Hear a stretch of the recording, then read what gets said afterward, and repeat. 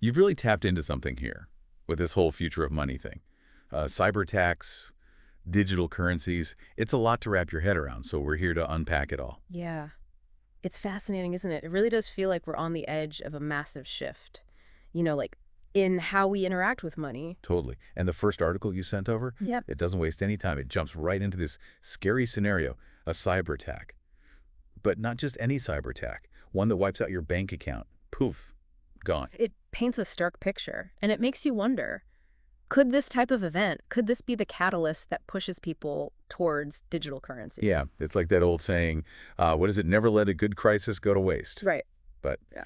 in this case, the crisis is your life savings vanishing into thin air. Exactly. And in all that chaos, a system that promises more security and control, well, it might start to look pretty appealing. The article even specifically points to USDC as a potential alternative. Which is, USDC is one of those stablecoins we've been hearing so much about, right? Pegged to the US dollar. Supposedly less volatile than Bitcoin. Precisely. It's like a digital dollar. Into But instead of being issued by the government, it's issued by a private company. Okay, so that's stablecoins. But then there are also these things called CBDCs, central bank digital currencies. Those are the ones where the government is in the driver's seat, right? That's right. Think of it like this. Imagine if your digital dollar bills were issued directly by the Fed instead of your bank. That's the basic idea behind CBDCs. And the article mentions that big players like R3 are working with Wall Street banks to develop these CBDCs. Sounds like things are moving quickly. It's a complete reshaping of the financial landscape. Imagine a world where your cash, well, it isn't just numbers in an account, but actual digital tokens controlled by the central bank. Okay, so let's pause here for a second and make sure we've got this straight. We've got stable coins, which are like digital dollars backed by companies. Yeah. And CBDCs. Yeah. Which are like digital dollars backed by the government. The big difference being who's ultimately in control. Exactly. And that difference has huge implications when it comes to things like privacy and control. Because with CBDCs, the government would potentially have a record of every single transaction you make. Talk about Big Brother. It's a trade-off. On one hand, you have the potential for increased security and efficiency. On the other hand, you have the potential for decreased privacy and autonomy. The key takeaway here is that fear of these cyber attacks could make people more open to new forms of money, even if it means giving up some control, which is a pretty big deal when you think about it. Yeah, it really It's is. kind of a mind trip when you really start thinking about it. Like, on the one hand, these digital currencies sound efficient and maybe even safer in some ways, but that trade-off of control, that's a big one. It is. And it's not just about individual control either. It's about who shapes the rules of this new financial system. Speaking of which, you sent over this article about the World Economic Forum, the WEF, and this event they hold called Cyber Polygon. Yeah. I vaguely remember hearing about that.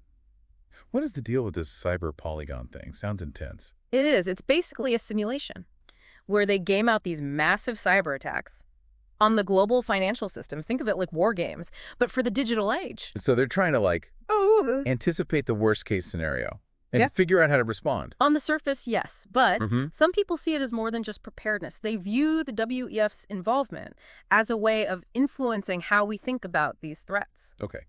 I'm intrigued. What do you mean by influencing how we think? Well, the WEF has some serious heavy hitters in attendance. Governments, tech giants, financial institutions. By simulating these catastrophic cyber attacks, they're subtly putting the idea out there that maybe, just maybe, we need a new financial system. Right. One that's, less vulnerable to these kinds of attacks. And the implication being that this new system would be Centralized. more controlled. Exactly. It's like planting a seed. If people are afraid of losing their savings in a cyber attack, they might be more willing to accept a solution that promises, security and stability, even if it means trading away some of their financial autonomy. Right. Yeah, it's like that old saying, there's no such thing as a free lunch. You're always giving something up Yeah. in exchange for something else. But, Okay. to play devil's advocate for a second, the article does mention some potential benefits of CBDCs. Didn't it talk about something about, financial inclusion? It did. Yeah, that's often touted as a major advantage. Imagine a world where anyone with a smartphone could have access to basic financial services, regardless of their credit history or whether they live near a bank. Yeah, that's huge, especially for people who are underserved by the current system. But can we achieve those benefits without sacrificing privacy and autonomy? can we have our technological cake and eat it too? That's the million-dollar question, isn't it? It's a balancing act. And it requires us to ask ourselves some tough questions, like, what are we willing to give up in exchange for convenience, security, or efficiency, and who gets to decide? 'Cause I have a feeling it shouldn't just be a handful of tech CEOs and central bankers calling the shots, right? Yeah. It's a conversation we all need to be a part of. Because the future of money, well, it isn't something that's just going to happen to us. It's something we're creating, whether we realize it or not. And speaking of creating the future, the article also dives into this whole stablecoin scene, which seems to be exploding right now. It is. And it's not just about Tether and USDC anymore. There are all sorts of new stablecoins popping up, each with its own approach and its own claims about being more stable, more transparent, more trustworthy. It's almost like there's a race to create the perfect stablecoin. But the question is, who do we trust more with that power? Companies or governments? That's the crux of it, isn't it? Because neither one has a perfect track record when it comes to, acting in the best interests of the people. And it gets even more complicated when you consider that some of the people who are involved in developing CBDCs, well, they're now involved with stablecoins. Oh, well, talk about blurring the line. So maybe it's not really about CBDCs versus stablecoins. Maybe it's all just different paths leading to a similar destination, a future where our financial lives are increasingly digital, centralized, and potentially subject to more control than ever before. Yeah. It's a future that's being shaped right now. As we speak. So, the question for you, and for all of us, is what role do we want to play in shaping that future? It's a bit overwhelming, right? When you really think about it, it feels like we're standing on the edge of this massive shift. And most of us don't even realize it's happening. It's like we're all passengers on this high-speed train, hurtling toward some digital future. And we're so busy arguing about what snacks to order that we haven't stopped to ask where the train is even going. Yeah. And the article doesn't offer any easy answers, does it? Yeah. It's not like it's saying CBDCs are good or stablecoins are bad. It's more nuanced than that. It is. And that's what makes this whole conversation so important, because it's not just about the technology, right? It's about the choices we make as a society, about how we want to use that technology. Yeah, because we've seen time and time again, that technology itself, it isn't inherently good or bad. It's a tool. And like any tool, it can be used for good or for ill. Precisely. And the more powerful the tool, the more important it is that we use it wisely. Which brings us back to that question the article raised about, who we trust more, companies or governments. Right. And it's not an easy question to answer, is it? It's like, who do you trust less to handle your money? The giant corporation with a history of prioritizing profits over people, or the government with a track record of, being the government? It's a dilemma, for sure. But here's the thing. Maybe the answer isn't about choosing one or the other. Maybe it's about finding ways to create a system that's less reliant on trust in the first place. Okay.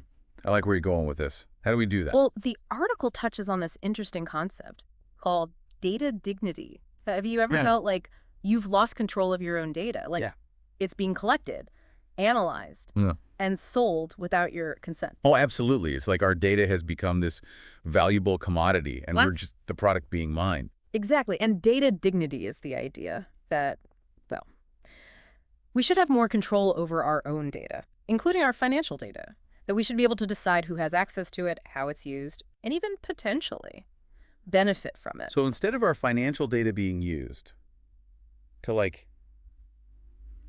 target us with ads or manipulate our spending habits, we could actually use it to empower ourselves. That's a pretty radical idea. It is, and it's an idea that's gaining traction. Imagine a world where instead of our financial lives being controlled by a handful of powerful institutions, they're controlled by us. That's the powerful vision, but is it realistic? That's the question, isn't it? And the answer, like most things in life, is probably a bit of both. It's unlikely that we'll see a complete shift to a decentralized, data dignity-driven financial system overnight. That doesn't mean we shouldn't try. Right. Exactly. The future of money is being written right now.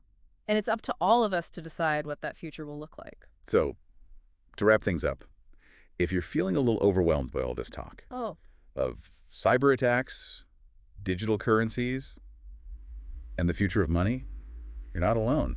It's a lot to process. It is, but the important thing is that we're having this conversation, that we're asking tough questions, exploring different perspectives, and thinking critically about the future we want to create. Because the future isn't something that just happens to us, right?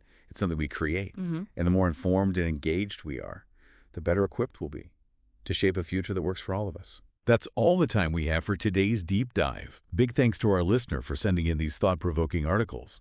And a huge thank you to all of you for joining us on this journey of discovery. Until next time, keep those minds curious, and we'll see you in the next deep dive.